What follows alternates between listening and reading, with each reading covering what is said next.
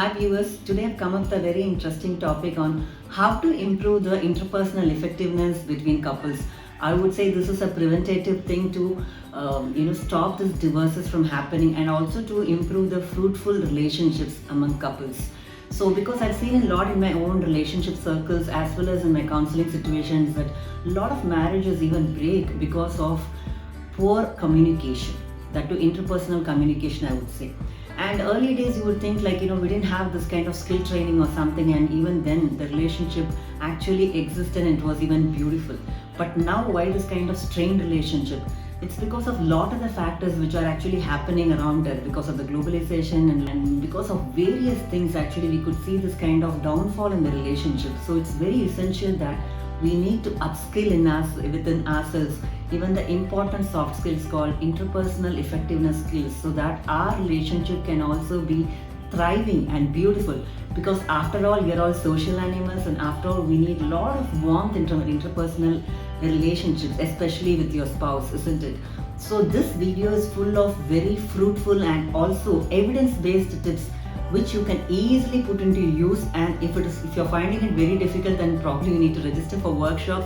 But then I'm going to put all of these tips in a very simple way with examples so that you can actually practice immediately after watching this video. But you need to be really patient to watch it until the end because this is full of burst of lot of tips here. So let's see one by one. But before that, we also have to know one more thing. You should have the right attitude to practice these things and also believe in it. And one more thing is that change is not very easy, because this video is actually asking for you to change. The reason behind why you are even keep on watching until this minute is that you really wanted your relationship to prosper. Because a lot of times actually the relationship is dying and we live for the sake of it. Even between the husband and wife relationship is strained a lot these days. So these tips can be very easily enforced if you have the right attitude. So the first thing you should keep in mind is I'm willing to change and I'm ready for that, and it's not that easy also. But then you need to have this kind of commitment and willpower for this kind of change. But then when you have the right attitude, it's not that easy, that difficult as well. So let's see how. The first thing before looking into all these tips as a psychologist, I would like to bring to your attention that it involves a lot of attitude changes as well as behavior changes. Attitude changes, what I mean by that, it's the change in the perspective and the thinking process, like how you are going to look into certain things and how you are going to change your existing thought processes. Let me clear this with some example. Let's say there are some myths we have in relationship. Some people you could have heard saying that I don't deserve the positive things in the relationship. I don't deserve anything. After all, I'm very unlucky in relationship. I always have relationship failures, and this kind of self-limiting belief can be very deteriorating for a relationship. And other such beliefs may be that I need to be really pleasing my spouse, otherwise he or she is gonna dislike me, and in worst case can even leave me for a better person. So they think that pleasing is the only way to be in a relationship. So they have some major problems to say no, and also always they are very giving more than the receiving. And also some people feel that I need to do everything well and I have to be really competent, otherwise I'm a failure. So these I'm just giving you small examples of self-limiting beliefs, and you need to be first aware of yourself and just scan yourself for this kind of assumptions and beliefs you have about relationships, and try to break the myth and try to believe in the right attitude. That's the first step towards even practicing the behavioral tips which I'm going to share with you shortly. So when you're aware of these kind of myths in the relationship, that's a kind of thought process and the attitude, the next thing we can actually enforce with the right habitual behavior patterns in terms of our everyday communication repertoires. So the first thing I would say that we need to improvise and sharpen our communication skills. The first thing is that you need to give feedbacks in relationship, and just ask your spouse, did you understand what exactly I meant when I said this? And also we have to just try to see and get the necessary feedbacks, because without this kind of close loop communication, it can be open to lot other doubts, and this can also be detrimental to the quality of your relationship in long run. Hope a lot of you can resonate with this. So feedback and communication is way more important. And the next thing is that obviously our communication is comprised of three things. So one thing is about verbal communication, the choice of words you use. And most of the times we go for the poor choice of words when we are emotional and then regret it very much later. And these words can even definitely tear the most beautiful and delicate relationship. So it's very important that the choice of words are important. But before that, what you need to understand is we need to be having emotions in check. So be mindful about your emotions, and I always would say that emotional management is a prerequisite for interpersonal effectiveness. So if you think that you're going to lose your control and lose your cool, better don't go for any kind of communication at that point, and you just have to leave the place or you choose to talk later. And always check the mood of the spouse before starting a very difficult conversation where you have a difference of opinion too. So for more emotional management tips, you can look into the video, I'll give the links. And then the next thing is, when you're clear about the verbal communication, the next part is even the para-verbal language, that is the tone, pitch, volume. So for example, what is the kind of tone with which you talk with? And you may not be aware of your tone, especially when you lose your cool, when you become emotional, like irritable, annoyed. It shows in your tone very nicely. So very badly, I should say. So the other person can understand that even when you say certain words, you don't mean it because your tone is rough. So be careful about the tone, because sometimes we need to fake also. In those cases, it's very important and you need to be genuine. But in cases you need to fake certain things, you have to be mindful about the tone, pitch and volume of the voice, which talks volumes to the other person, and easily they can decipher what you are intending to say. And the next one, the major vast part, is about the body language. So body language consists of various components like the eye contact and the gesture, the posture, and the distance with which you talk to your spouse. All that matters a lot. It's very, very important that you need to be mindful about your body language, because sometimes when you're having a conversation with your spouse, you may keep your arms crossed like this. That shows that you're not like open for another person, about you're not interested to hear what they say, and you're already having a closed mindset. And it's very important that you keep your body language open. And also, if you're keeping your your forehead frown and you're showing frown in your face, that's your facial expression, that shows that you're not really interested in to listen, as well as you're not wanting to have the conversation further.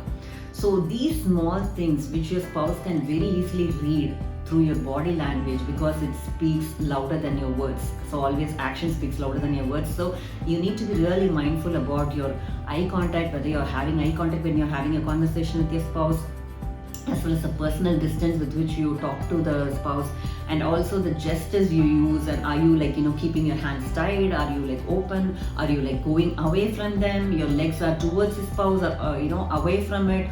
All this actually tells a lot of unsaid things to your spouse.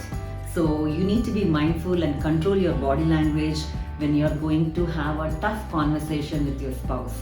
And the next important, very important skill I should stress here is active listening skills. And many of you might know this active listening skills and what I'm talking about, but not choose to use it. That's why I told you, please change your attitude, come out of your comfort zone and start working on your relationship by putting in willful efforts into this. So what are the essential components of active listening? You may say, yeah, I've been listening to my spouse. But the thing is, are you really having an eye contact when you're talking to a partner? So that is one of the checklists you need to really tick. And then, are you actually having a proper facial expressions on your face when your spouse is telling you something? Let's say your wife is telling you, I just got a makeover today, and your facial expression is still the same. Then the spouse can easily figure out that you're just not interested in it. And you need to show some proper facial expression to acknowledge what the other person said. And the next one is, again, an active listening skill, is that you need to do head nodding also. I think this video is only for Indians, so head nodding for Indians is always understood. And how often are you nodding your head? Not like quick head nod, just to brush up, just to brush off, or not listen to what your spouse says. It is not that kind of head nodding, but then to just actually trying to understand what your spouse says, that kind of head nodding. And very importantly, no interruptions at all when the spouse is talking to you. Even if you don't agree with it, and if you understood even prematurely, whatever the case is, let the person finish the conversation, put a full stop to it, and only then you need to start talking and take your turns. So there should be absolutely no interruptions. So these are very important skills and aspects of active listening. and most of the spouse may know this actual magic ingredients which would make their relationship wonderful, but are you choosing to do, as I already said, is a problem. So please use this very simple tips in your everyday communication with your spouse, and you would definitely see your relationship prospering. Because a lot of the times the wives used to complain that my husband is not even looking at me when he's talking to me, and he's always on the phone, fiddling with the phone, or looking at the TV when he's talking. So just the simple magic of the eye contact you're going to have with the spouse when the spouse is talking to you, which you choose to do in your romantic relationship during love but not during after marriage, you need to again restart to make your relationship very prosperous. So this active listening tips you need to really see, and also you can comment like how it was taken by your spouse. And the next powerful tip I'm going to share with you is paraphrasing.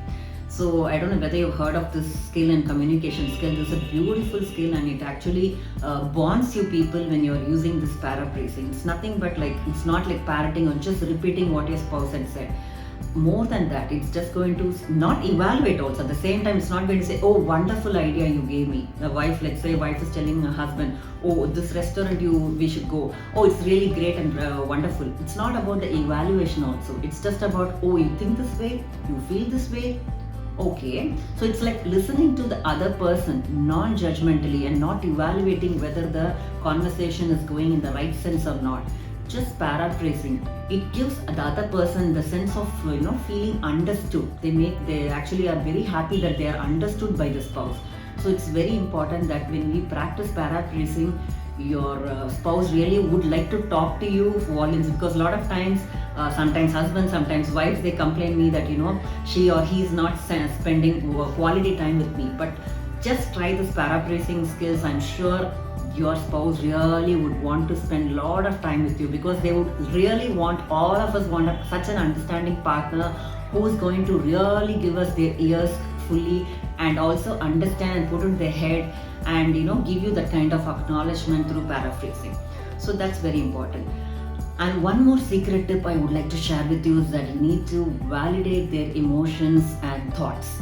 So here, maybe you don't agree with what they're saying, but still validation is very important, and so such reassurances are really good and works wonders in relationship. So when you are going to ask for something, or making a request, but you know that your wife has got some work or your husband has got some work, and you need to just validate their feeling. I understand that you are busy today, but I would like to so and so. So that, and then it's like, I understand, I'm okay, what you're saying this, I'm validating your feelings, okay, I'm just going by it. So this is going to give a lot of reassurance and trust and improve the trust in the relationship.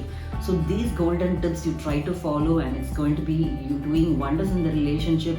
And in the next part of the video, again we'll be seeing a lot other golden tips to improvise your relationship and increase your interpersonal effectiveness skills. So couples, start using the skills and look forward for the part 2 of this video. So catch you again in this part 2. Take care.